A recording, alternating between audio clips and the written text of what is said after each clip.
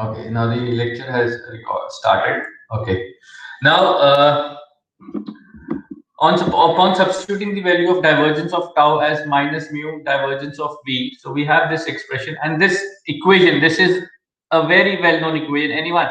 Can anyone have any idea? Like this equation is known as Navier-Stokes equation.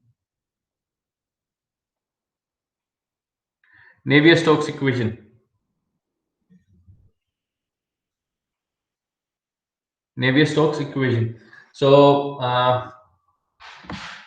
you should remember, in any of your interviews or somewhere when you appear for your interviews, or you might come across any software using Aspen or some computational CFD softwares.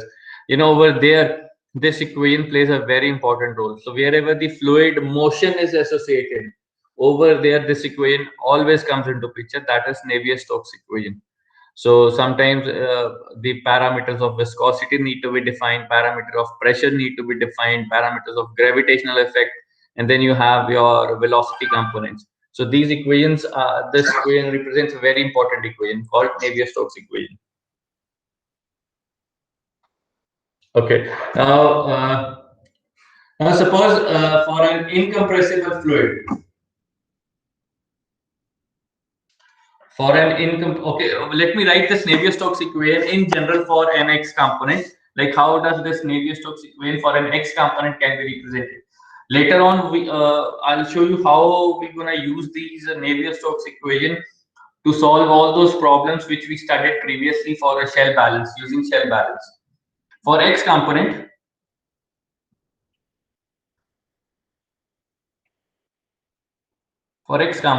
your Navier-Stokes equation is written as nothing but in this form: rho del Vx by del t plus Vx del Vx by del x plus Vy del Vx by del y plus Vz del Vx by del z.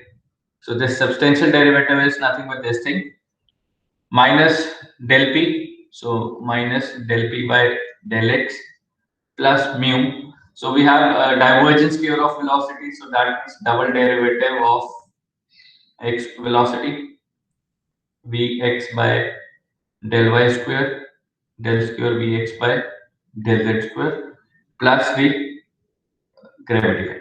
So this is how the Navier-Stokes is written for the x component. And similarly, we can write it for the y component and z component. Now we'll be using these Navier-Stokes equation, this x component, y component, and z component of Navier-Stokes equation to solve all the cases which we have studied previously. Like all the 5 cases: falling film, flow through your pipe, annulus flow, or flow of immiscible fluids. So we'll be using these. But the only condition is that it's valid for only Newtonian fluid. It's only valid for Newtonian fluids. Clear? Now, suppose we have, this is very important thing which I'm going to tell you. Suppose we have a frictionless flow.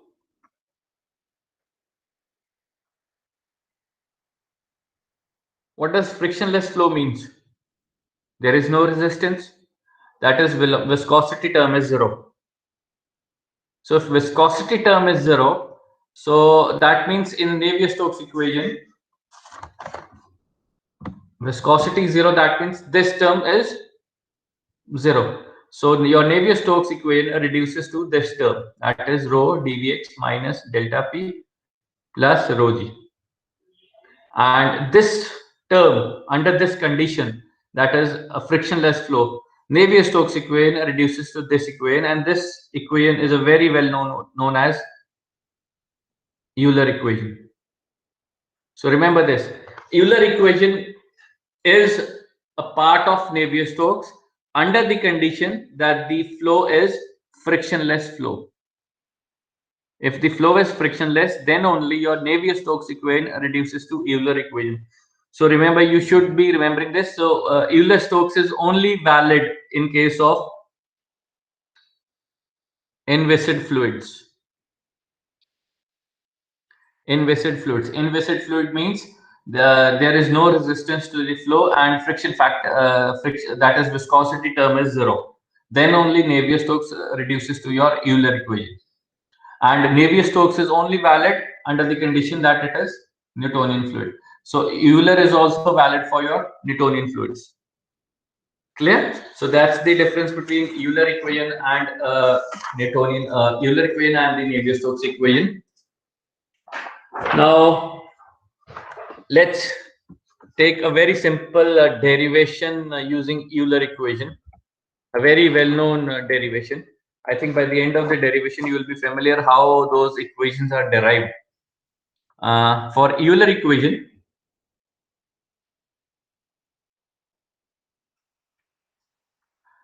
the condition is that the flow is inviscid, so the Navier-Stokes reduces to this thing.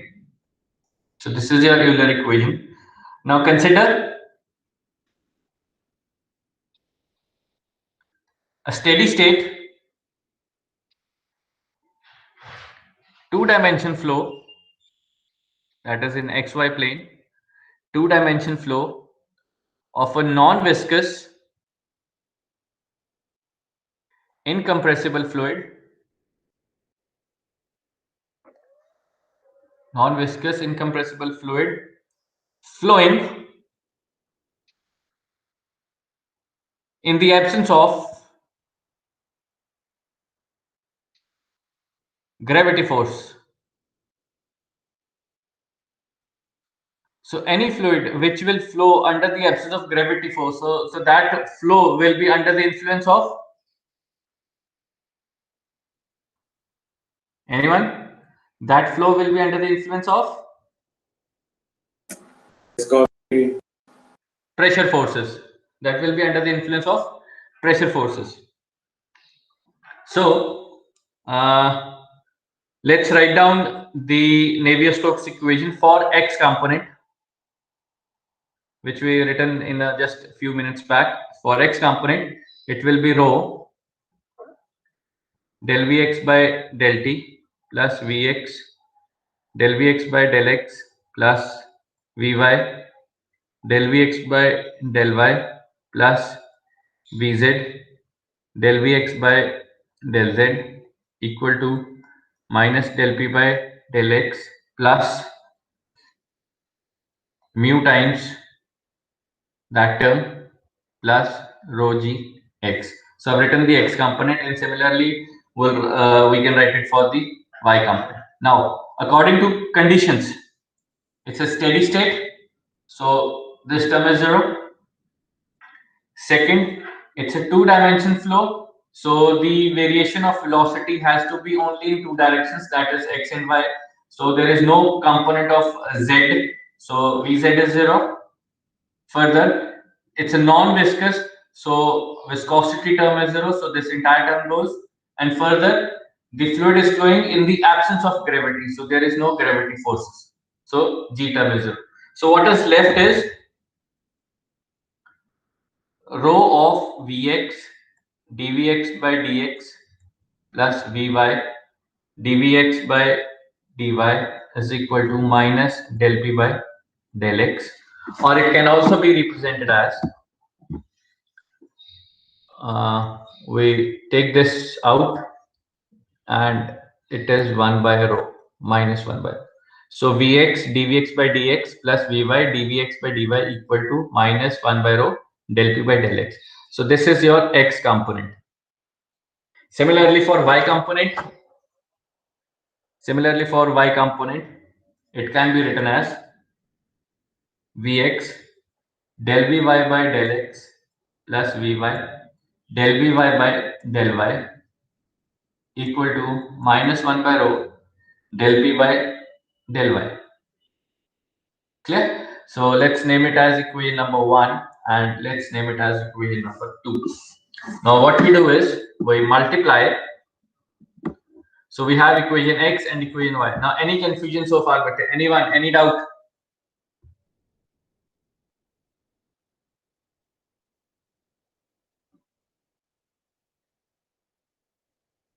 Okay, no doubt.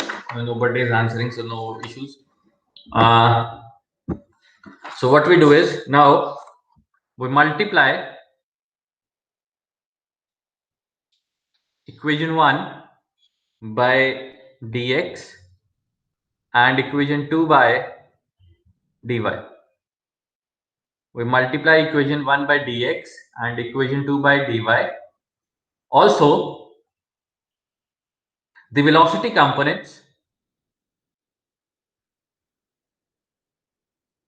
that is Vx and Vy. The velocity components Vx and Vy can also be represented as, if we take the ratio of Vy to Vx, it will be nothing but dy by dt into dx by dt.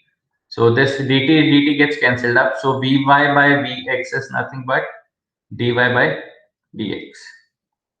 So Vy is nothing as Vy by Vx.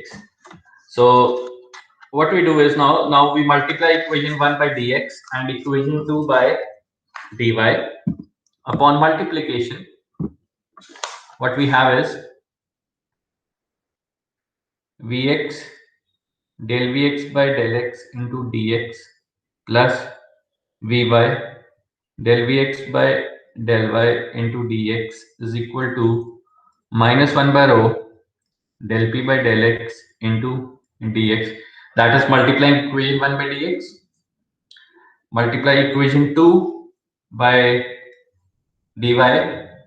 So we have Vx del Vy by del x into dy plus Vy del Vy by del y into dy minus 1 by rho del p by del y into dy.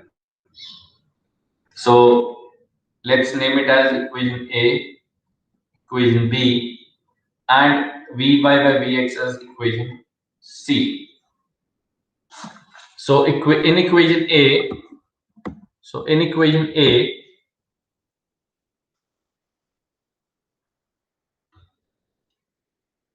in equation A, we'll eliminate Vy. That is, we're gonna eliminate this term using equation C, and in equation B, we'll eliminate Vx using equation C. That is, we'll substitute the expression of Vy over here in equation A, and in equation B, we'll substitute the expression of Vx. So let's substitute the expressions of Vy and Vx in equation A and equation B. So first equation A, it will be Vx del Vx by del x into dx plus, what is Vy? Vy will be written as Vx into dy by dx into del Vx by del y into dx is equal to minus 1 by rho del p by del x into dx, and equation B, where we substitute the expression of Vx from equation C, will be Vy into del x by del y, dx by dy into del y over del x. Let me write it again. Vy into dx by dy into del Vy by del x into dy plus Vy del Vy by del y into dy equal to minus 1 by rho del p by del y into dy. So we have these two equations. Now in equation this, so this dx gets cancelled with this dx, and this dy gets cancelled with this dy. So now what we are left with is, so upon cancelling, what we are left with is, we have Vx del Vx by del x into dx plus Vx del Vx by del y into dy equal to 1 minus rho del p by del x into dx. That is, from equation this, we have this thing. and from equation this we are having Vy del Vy by del x into dx plus Vy del Vy by del y into dy equal to minus 1 by rho del p by del y into dy. Now we are left with these two equations. Now what we do is we're gonna add these equations. So if we add these equations, so upon adding these equations, we have upon adding, so they'll come out to be something like this: half del by del x of vx square vy square into dx plus half del by del y of vx square plus vy square into dy equal to minus 1 by rho del p by del x into dx plus del py into dy,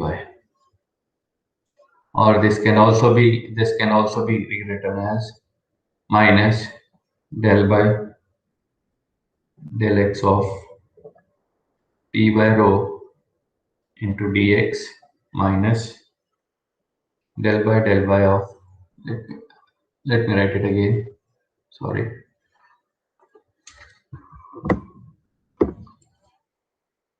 minus del by del y del y by del x of p by rho into dx minus del y del of p by rho into dy. So we have one expression of dx, one expression of dy, one expression of dx, and one expression of dy. So combining dx terms and your dy terms. Now vx square plus vy square can be written as v square. Clear? So both the velocity components, the square of them, so can be written as v square. So if you see the left hand side, that is dx term, and on the right hand side the dx term. On the left hand side dy term, on the right hand side dy term. They are basically your perfect differentials. They are called as perfect differentials. Now, if you have read in your thermodynamics, perfect differentials, your perfect differentials can be written as this thing, that dz is nothing but m, which is a function of xy, is dx, m, which is n, which is a function of x and y, can be written as dy. So all this is your perfect differential. So if you combine them, it can be written as half del x v square into dx plus del by del x of p by rho into dx plus half del by del y of v square into dy plus del by del y of p by rho into dy equal to 0. Now dx and dy terms can be combined, so it is nothing but derivative of v square by 2 plus p by rho is equal to 0, because we have one term of x, this is the entire term of x, one term of y, this is the entire term of dy. So both can be clubbed and can be written as z. So where z is v square by 2, that is v square by 2 plus p by rho. Now that means the derivative of this term is 0. That means v square by 2 plus p by rho is constant. And what is this term? V square by 2 plus p by rho. We have velocity term and we have pressure head. This is the simplest form of your Bernoulli. Bernoulli's equation. This is the simplest form of your Bernoulli equation. And suppose if we have a gravity effect, so we're going to have another term over here, which is your gravity force term. So that will be the other component. So Bernoulli equation is nothing but the velocity head, the pressure head, and the gravity head. If the gravity component is 0, so it reduces to the standard simplest equation, which is the Bernoulli's, which is nothing but the velocity head and the pressure head has to be constant. So this is how you can see your Euler equation can be used to derive a simple and a standard equation called your equation of motion. Using your Bernoulli's equation, your Euler equation can be used. Clear? Now let's revise what we have done. That is equation of continuity and equation of motion. Now, because this is it, what it is, that is equation of continuity and equation of motion. Now we have done it for a rectangular system. That is, initially before we deriving, we considered it to be a rectangular system, and we did the analysis in all the directions, and we derived your equation of continuity and equation of motion. Now, but we are not limited to rectangular systems. We have to deal the cylindrical system and the spherical systems. So in general, we are not going to derive them for cylindrical and spherical system. Using those notations where we can, convert your rectangular into cylindrical and cylindrical into your rectangular and vice versa. Similarly for spherical and rectangular, the one which we have done previously in the lectures. So we'll use those expressions, and we're going to be using these equation of continuity and equation of motion. Now you can write it down.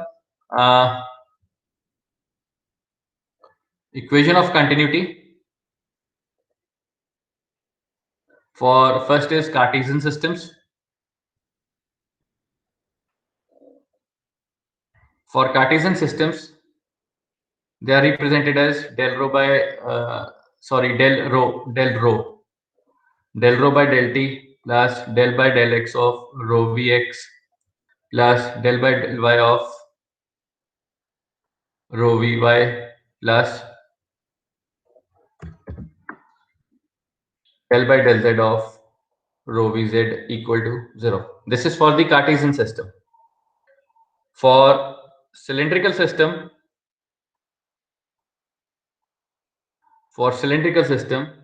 it's del rho by del t plus 1 by r of del by del r of rho r vr plus 1 by r of del by del theta rho v theta plus del by del z of rho vz equal to 0. That is for the cylindrical system. And finally, we have for spherical system. For spherical system, it will be del rho by del t plus 1 by r square del by del r of rho r square vr plus 1 by r sine theta del by del theta of rho v theta sine theta plus 1 by r sine theta del by del phi rho v phi equal to 0. Now these are the equation of continuity for Cartesian system, for cylindrical system, as well as for your spherical system. And similarly, we have equation of motion. Equation of motion for Cartesian systems. We have equation of motion for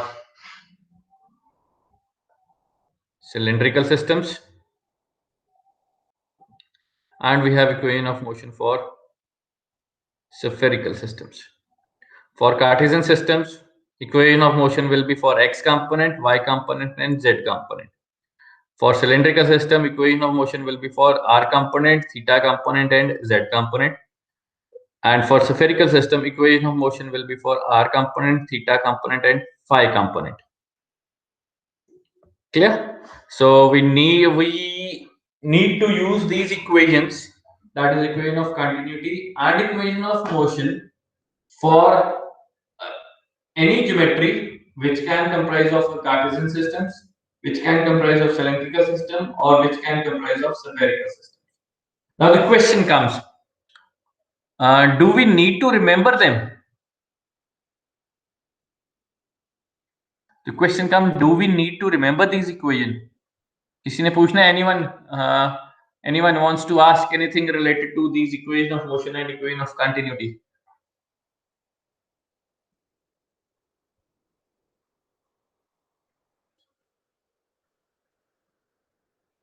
Do we really need to remember these equations?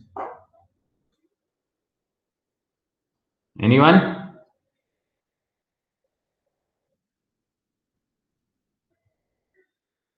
I think we don't need to remember them.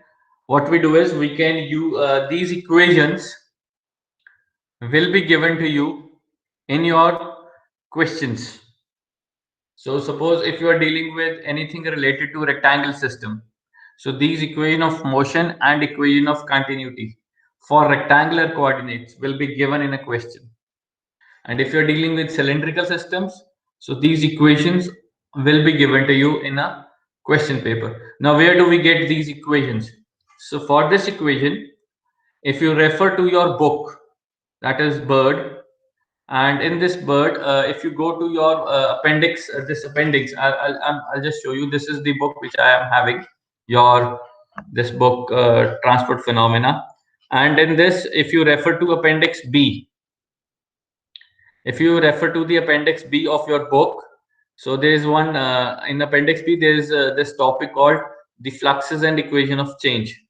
In this, we'll refer to this section, that is section B.4, section B4. So let's go to section B4.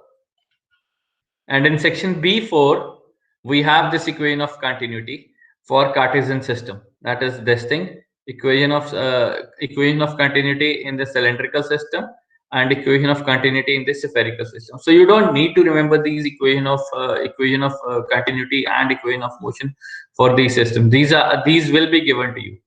So for Cartesian system, it is this thing. For cylindrical system, it's this thing, and for spherical system, it is this thing. So we can use these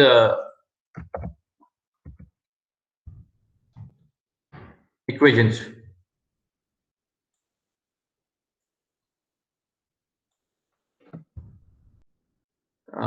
It's not working. Otherwise, we'll be using them equation of continuity for Cartesian, cylindrical, and spherical.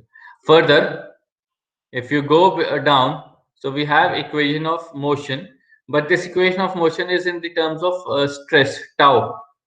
So we don't need to deal with this. If you go a bit down, appendix B6, this is for the Newtonian fluid.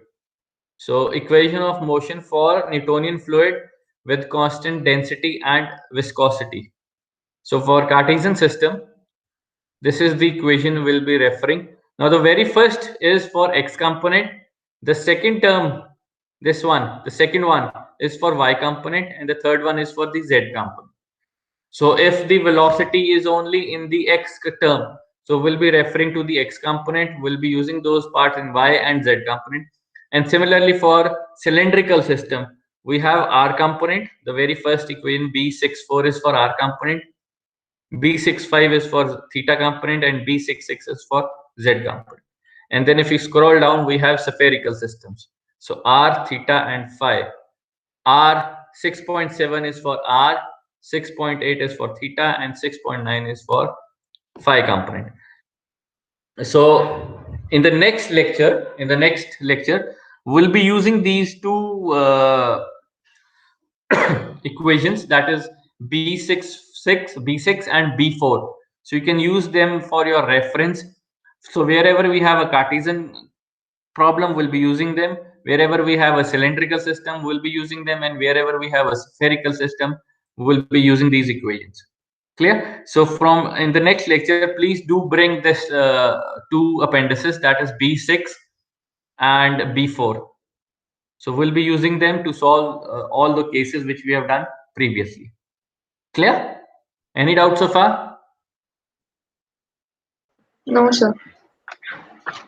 So kindly refer to them in your lectures from next time onwards. So these two appendices, B4 and B6, should be there with you all the time. Okay. So we'll continue in the next lecture. That is tomorrow. If you have any problem related to your timetable, you can ask, Beta. If you have any problem related to this thing. No, sir. Okay.